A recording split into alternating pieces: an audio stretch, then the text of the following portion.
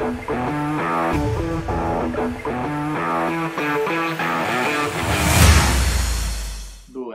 uno, vai.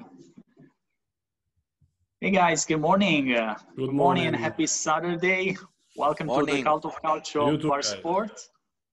I think we are at episode 3 or 4. I can't remember, but this is the second one with this lineup, the trio that created the Cult of Calcio. Yes. I think so. The fathers. Yes. Founding fathers. Yeah. The founding fathers. Yeah. Well, I like the blue shirt. You guys are too white. It's like I'm actually black and white. Black and white, but I'm allowed to be black and white. Yeah. But there should be a bit more red than reddish. Red and black. So today I'm displaying another one of my AC Milan jumpers, just to change a little bit. The background is still the same, but my outfit, it's just to change things a little bit. I need to work on my background as well, guys. Maybe I need to... It looks like a jail one, Yeah. It's perfect. Actually, come on. I mean, also the jersey fits with the jail. It's like for the recent events. It's a nice contrast, by the way. It's very professional. So your black and white shirt, it strikes more. Yeah, so it's the Paraciti settings. Paraciti, I always forget nice. The straight. Nice, guys. We have a very long weekend of football ahead. It will start this afternoon and it will finish on Monday night with a Monday night game, which is Genoa-Fiorentina. So quite a lot to talk about. But before we do that, I want to get everybody a little bit in the mood just to get warmed up. And I'm going to perform our Saturday morning quiz, the Cult of Calcio trivia. So, Paolo, I guess you're not familiar with this one, right? Actually, that's my first performance, and I'm already thrilled about that. And I'm scared as well because I'm going to be maybe not so much prepared. That's quite a promise. That's quite a promise. Yeah. So here's what we're going to do. We're going to show a picture that we alter ourselves, of course. It's a picture of a famous Serie A lineup, okay? So you need to tell us which team we're talking about and from which season. From which season? We're gonna also, yes. I didn't see the picture, Paolo, so I have no idea. Let's see. So Diego can also participate. So we're gonna see the picture, which team, which season, and potentially which players you can recognize. Okay. All right. Okay, guys. So I'm going to share my screen and let's see what do we have for this weekend.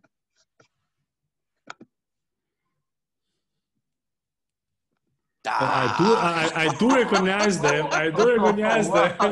So I see Ajax. Mike, I give the solution. I actually see Ajax there. Ajax 1996. Behind them, yes, I would say so. Yeah. But why it's that blurred? Like, why you have this effect? It's something that maybe it's because it fades so back that I wanted to give it it's so old. I mean, like also the feelings are so old. It's for sure the. Can I say that or? Absolutely, I think you realize quite easily. It's Juventus 1995-1996. Isn't it? Correct. Okay. I thought it was Agricola Football Club. Yeah, that was the ancient name. Like, as you can see from Ravanelli back there. Indeed, I was I remember Ravanelli, one of the best goal celebration ever when he was taking the jersey. I love that. Yeah. And actually, he scored. If it's the picture from the final, he scored that night. It was the 1-0. He did the 1-0. Yeah. I see. Ciro Ferrara in the middle. Really nice. Yeah, there's Torricelli. There's Here's Moreno Torricelli. Great defender. Gianluca Vialli with his bald head. And guys, actually, when I was preparing this picture, I realized that there were some people that I had totally forgot that they played for Juventus. Look at this guy here. Can you recognize this guy? Oh. Well, it's too blurred that I can really recognize it at all. But No, I cannot read it. Not even the shape. No, I cannot This recognize. one looks Pietro Viercovod to me. Ah, it's Viercovod, yeah. Is it Viercovod? Yes. Yeah, could be that. Yeah. Yeah. Nice. And honestly, I had totally forgot about that. I forgot as well. Peter Viercovod was one of the best guy, players we had. The guy on the left, in front of Moriceni, should be Padovano, maybe. It could be. To be honest, I can't remember. I have a few doubts about the people in front. Well, I think the second one. That's Del Piero. Very young Del Piero with short hair. And I believe the second one on the below row is Pesotto, isn't it? Yeah, I think it's Pesotto. And the one behind Pesotto should be Tacchinardi. It could be. Yeah, it could be Tacchinardi. Yeah, it could be, most likely. Yeah. I don't have the lineup. And the one close to Pesotto is Deschamps. So I think that that was the... Oh, Deschamps. That's Deschamps, yes. In the Deschamps, yeah. That's right. So the year after, the season after, Juventus got Buffon, Cannavaro, and Thuram? And Thuram. Is it the season after or a couple of seasons more? Was a few years later for Buffon for sure. Okay. He actually Buffon this season is the season of his breakthrough when he made his Serie A debut, and then he played for Parma for 3 or more seasons before moving to Juventus. So I think that would count quite a few years. I don't have statistics at hand, but I think that is 1998 or 1999 that the 3 guys from Parma came from. Yeah, sort of. Yeah. Nice. Well. This was easy. So what did I win? An easy one, and we're gonna do this every morning, but it's gonna be more difficult, for sure. But this one was really easy. This one was really easy, and thank you for bringing back some good feelings. Indeed. Yeah, forgotten some good years. Well, that's the last time you probably won you won something in Europe. No problem. Without probably, obviously. No problem. In Europe, I think so, yeah, because then we tried to win the Europa League in 2012, I think 2013, but we got kicked out by Sevilla. By Sevilla, yeah. Which it's Sevilla, yes. Yeah. Sevilla. They never win in Europe. Yeah. Europa League, they never have been there on the Palmares. yeah, indeed. They should call it Sevilla League, actually. I think so, yes, a Sevilla League, because it's impressive from that point of view. But yeah. Good. Thank you, Matteo, for the trial. Sorry. We're gonna get to Napoli at some point also. No worries, but that's gonna be very, very easy for you. I need to give you a bigger challenge next time. Yeah, it's interesting. I'm gonna let me know when you do that. I will prepare.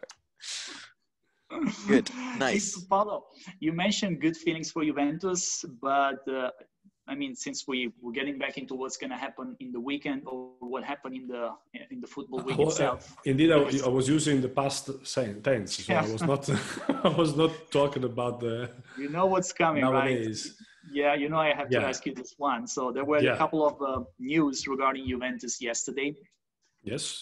So let's try to stick to facts and try to understand what is going on with the investigation that it's been carried out against Juventus regarding the Luis Suarez passport Italian language exam from a few months ago.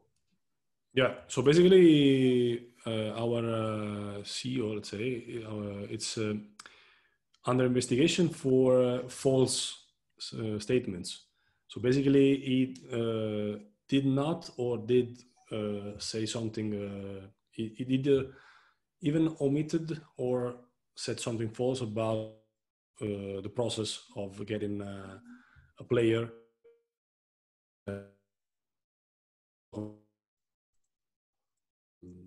playing, let's say, for signing, in Europe, right?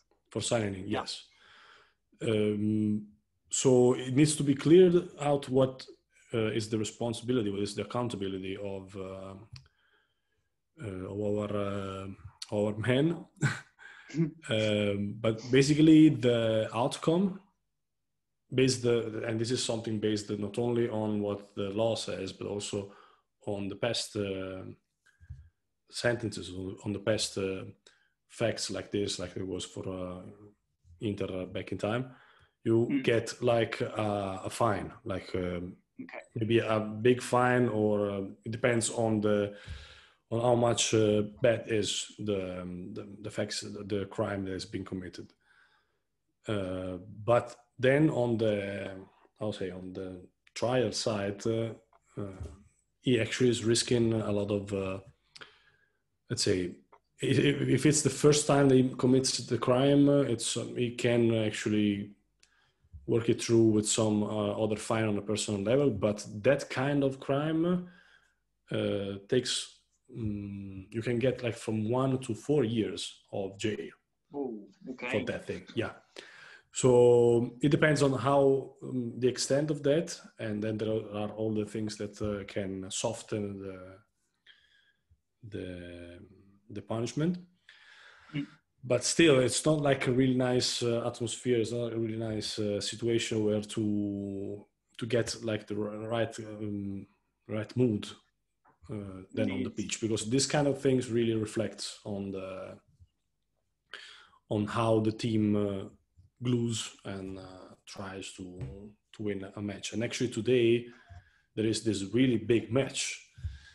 There might not be a big match on the paper because maybe Torino is not like the best Torino we have seen lately, but again it's the Derby della Mole, so it's something that it's really felt in the city of Turin, but also amongst all the supporters on both sides. Totally, yeah. It's a big thing. Sometimes, guys, I wish it was a little bit more balanced as a derby, and I guess you probably wanted the same, right? Because facing the crosstown rivals and always being so overwhelmingly stronger. Yeah, but I mean, you're totally right. While, also. Yeah, go ahead. No, I was saying, yeah, it should make for a better for a better battle once in a while. But Juventus have been so much stronger over the past few years. I would say, honestly, I can't remember the last time that Torino won a Derby della Mole. I can't even, but I can tell you that in the last years, in the last 15 years, there have been several occasions where Torino really made the life difficult to Juventus.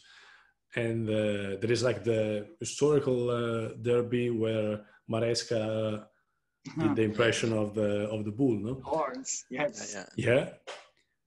And that one actually was not so deserved, I will say, even if Juventus is always like has this mindset of until the end, no, to struggle until the end, fino alla fine. But they basically had really hard that Torino. They were losing the match, a whole match. Okay, that was the Delle Alpi. It was back in 2002, so it was like the home for both of the teams. But still, it was a really good match from Turin. They were. I watched the match. I remember as it was yesterday, and I can tell you that basically I was saying, okay, this is something that is going to be like this. We may be teased for the next week. It's fine. Then Maresca fortunately brought us back to life. But again, that match was something that Turin was really deserving to win. And that was not the only occasion when Turin made our life really difficult. Yeah, actually. But to win, I think it's really back in time. Yeah. I was saying, do you remember what happened on the first leg of that season? So the derby of Maresca's horns celebration, that was the second leg. The first leg, if I remember well, it was the derby of Maspero's Hall, as it became famous in Italy, the derby of Maspero's Hall. Riccardo Maspero was like a striker for Torino. And basically what he did was he sabotaged the penalty spot Yes. Yeah. We kicked out. That's I do remember. Yeah. That's so, that's so Italian style. That's the level of the Derby of La. No, that's just Italian that says style. a lot, right? That says a lot. You know, everything is fair in a derby. But you cannot come to steal in the thief house. You know. Yeah. That's Italian. You get what you deserve. Yeah. But that was so funny. So yeah, I remember Juventus was winning 3-0. Torino managed to come back and they equalized to 3-3. And then at the very last minute, there was this penalty awarded to Juventus. And basically, while people were, just protesting at the referee, this guy, Maspero, he used to be a striker back in the 90s and the early 2000s. He went and he basically kicked on the penalty spot so as to sabotage it. When Marcelo Salas went to take the penalty, he basically sent, he aimed for the moon and he literally hit it. Yeah, and the ball never get back. Yeah. Nice. So, actually,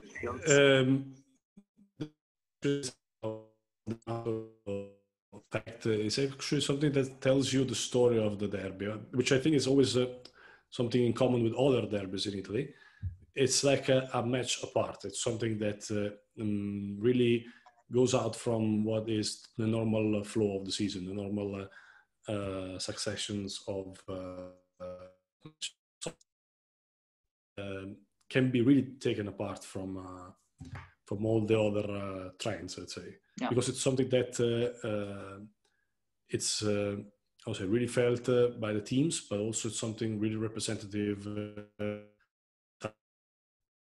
Prepare that psychologically in a way that you won't prepare a match, I will say, with all the due respect, against, I don't know, Crotone or Benevento. Then you get to draw there as well, but that's another topic. That's another topic. But the preparation for that kind of match is completely different, and the outcome, both in terms of let's say the spectacular events, and also in terms of the performance of the team, are completely different from the rest of the season. Oh, absolutely. Yeah. I was thinking, I mean, it's sorry that derbies are derbies that, whoa, we were playing the derby. It's really felt by the city, but in the end, there is not going to be supporters in the stadium, and that's going to, I think, take away completely the feelings of the feeling of the derby. Yeah. And Torino this season is actually doing pretty badly, I would say. I think they're like a third on the third last position of yes, of the league. Doing quite bad. Which is interesting because they have a really interesting team actually. I mean, they have Zaza. I hope he will score twice today. Then, well, of course, they have like this interesting player, Singo, which is pretty young player from Torino, a really nice one, really physical. And they have Belotti in the front as a striker. Belotti's in a very good form also. Yeah, true. But they have been really unlucky lately. I've watched some matches from Torino, and they got always a comeback from the opposite team. So they really start the match in a super, I'll say, dedicated way. They score a lot, and then they always get to come back because they kind of have like this drop of concentration, of energy whatsoever. So they have been really unlucky in this way. Against Inter, for example, they were winning 2-0. Yeah, and with Lazio also, and they lost. With Lazio, I think they got Lazio managed to come from behind in the very last minutes. They scored. Yeah. I mean, the game ended 4-3 for Lazio, and Lazio scored the last goal during stoppage time. Yeah, so, the same with Inter indeed. With Inter, if you watch the match, it was like two different teams. Like the Torino in the first half was out A team. The one in the second half was something completely different, something not even related to the first. They lost 4-2, right? 4-2, yes. 4-2. Martinez scored the last one. Yeah. It's but do you think that it's due to the players, due to the club, due to the actual coach? Coach also, yeah. probably it's a lot of the variables. coach actually is an old acquaintance of mine, because he actually comes from he was coaching a lot of teams in Abruzzo as well. Okay. And he always had this kind of approach to the team, to the match, sorry. His teams were always doing a lot of good in the first part of the match, and then having like a kind of drop during the rest of the match. But fortunately, back in time when he was playing, when he was coaching in the lower leagues, this kind of approach kind of paid out. But in Serie A, it's not really the good way. But I don't want to blame him, but I think it's more like a kind of preparation-related stuff, because you can really see that the rhythm, the pace, it's something until like the 40th or the first half, let's say. And then there is really this drop. So most likely it's something really technical related to the physical preparation. Got it. Yeah, could be. Yeah. Diego, I'm going to ask you this question. I mean, still talking about derbies. Napoli doesn't have a derby, right? Oh, yes, we do. We have derby against don't have a Inter, city derby. against Juventus, against... For us, it's all a derby. You know? Every game is a derby. There was actually a derby. There was the derby of the Sud, the South. Well, we have a couple of derbies. We had Derby del Sole against Roma. Then we have the Derby of Sud against Bari. Then we have like a Derby della Campania against fourth was Avellino, then Salernitana, then we switched to Benevento.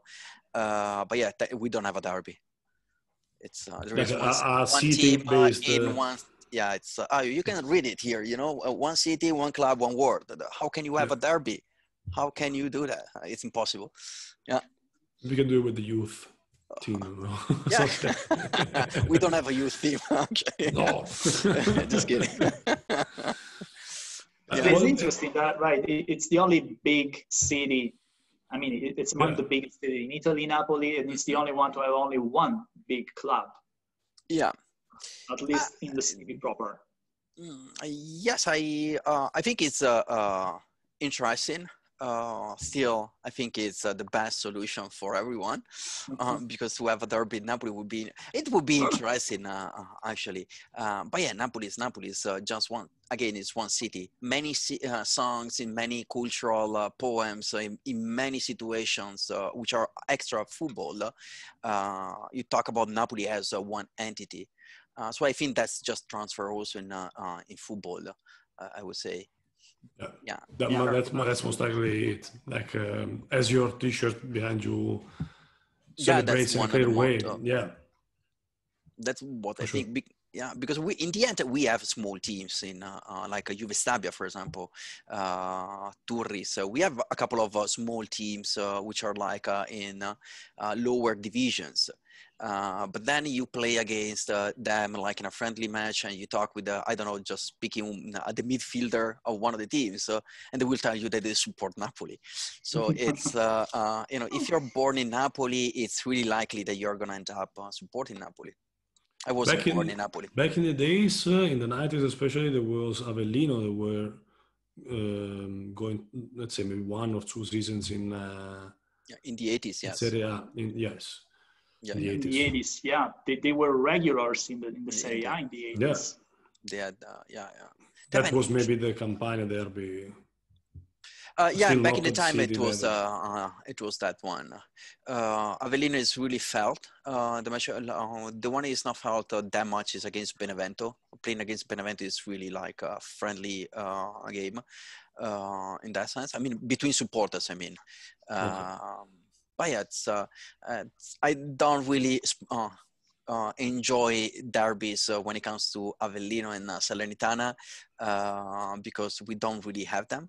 With Salernitana, it's basically impossible to have. I don't know if Salernitana will ever come back to guys, Serie A. Watch out, because they are currently topping the Serie B table. Yes. Salernitana, so there is a chance. Wait, but yes, I know where you're going. That's the point. I know where you want to go. The ownership is the same than Lazio. It's the same with Bari. and I'm really upset about that because I think it's unfair. First of all, you're taking away the dreams and from two interesting clubs from the south, yeah, I mean, I would be really annoyed if I was a supporter by one of the teams that have the big team in Serie A, Lazio and Napoli, and the Bari and Salernitana. They are in one in Serie C, the other one in Serie B. It's like now we are the first position. What's going to happen if you stay in the first position till the end of the season? And question, what will happen? Will they start losing, matches because they know they cannot go to the Serie A? Will they still keep the same motivation? That's surely going to impact to the season of many other teams, and not only Salernitana. It's pretty ugly. I mean, I know this is not it's a little bit off topic, right? But it's a very interesting point. What do you guys think it would happen if, like, Salernitana would actually get promoted to Serie A? And basically they are owned by Claudio Lotito, who's the same president as Lazio. I think that's maybe the first time in history that I don't have a knowledge back in time, but I think it's the first time in history when the owner of a club is owner of actually two clubs in the same league. Do you have any,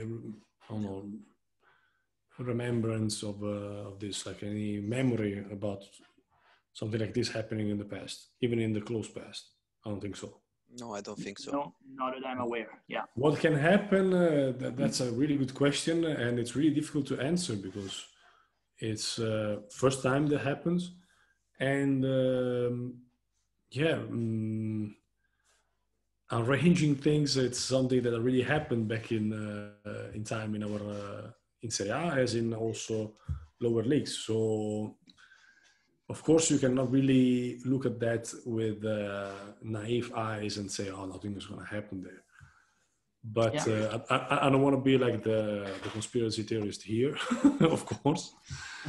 But again, it's something that somehow should be ruled. Like we did rule about a lot of things to lower the superpowers. And I'm not talking about Juventus straight, but also like AC Milan or other stuff. With for example, for the foreign players coming in, I think it's something that should be somehow ruled, or he should maybe pass the responsibility, the scepter to someone else, maybe still having some interest. But if it's like Berlusconi, for example, will come in with Monza, and then, as we know, behind AC Milan, there's still... As we know, as we know, that's a fact. That will make it for a whole another episode of our bar sport, because that's a long conversation. Like, let's remove the salami from the eyes and see the truth. That should be, like, long story short, it should be regulated somehow. It should be something that can really impact or let's say somehow affect the season, the league. Indeed. Just to close the loop on this, guys, I believe there was a similar case in Europe a while ago between Salzburg and Leipzig, that they both owned by the same company. And I seem to remember that they could not be playing against each other in Europa League, probably, or something like that. There was the possibility they were seated in the same group, but they basically would not be allowed to, because they share the same ownership. I just can't remember. I think I have some sort of memories related to that. I'm gonna check it out after our conversation. I'm actually doing that now. Okay. Yeah, I want to know now, because it's interesting. I would really like to understand if there is also if there is someone at league level that it's wondering about this, like, because it's really likely to happen. Exactly. Sanità is doing a really good season so far. Yeah. Yeah, that's exactly the case that happened. It's the ownership. I think we can say that was Red Bull, and basically UEFA rules prevent multiple teams from the same ownership for playing the Champions League and of course UEFA League. But Leipzig and Salzburg present a unique wrinkle for UEFA, and so we do really have some regulation at continent level, so European level. European level, yeah. We do it. So, yeah. That's interesting. Okay. Which is like the Red Bull group. They're doing that with many teams. It's interesting stuff. I don't know what will happen in Italy. Surely drama. Surely a lot of, Well, a lot of talks for sure. Like a lot. So we will see football talk shows like filled with this. We should think about doing that. Yeah, why not? Like what's gonna happen if Bari and Salernitana are gonna go back to Serie A with the same ownership, which is technically Bari and Napoli are not owned by the same ownership because there are two different companies. Technically they are completely separated. Then one is the son of the other one, which is interesting, De Laurentiis family. But technically on paper, they are not owned by the same company.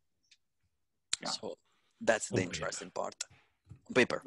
But actually for a Juventus supporter is something good, because then it means that we will not be the only one doing weird stuff in I'm sure that you're not the only one doing weird stuff. I remember.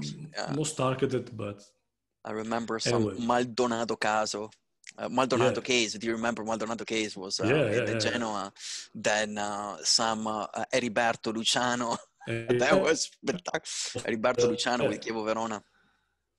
There are really a lot of cases in Italy that we could have. Actually, we should do a trial on which scandal had the best hit and followers in Italy. That could be interesting. Which is your favorite scandal in the history of 2006 Calciopoli? I was about to say we should take that out of the competition, because it's gonna be like really. Overwhelming result. But I still remember Cannavaro. Andiamo a Berlino. So I love Calciopoli. From that point of view, how can you not love it? I hate it, actually. Oh, why? Really? Why? Is maybe the jersey you wear? Yeah, it could be that. Because actually your both clubs were quite... You mentioned Cannavaro, and that's something that really makes me angry about that, because a lot of people really were leaving the club just because they could not get the prestige, the spotlight. And there you could see who are the men and who are the just players. And I really appreciated that also, not only Del Piero, which was our flag, Buffon, but also Trezeguet.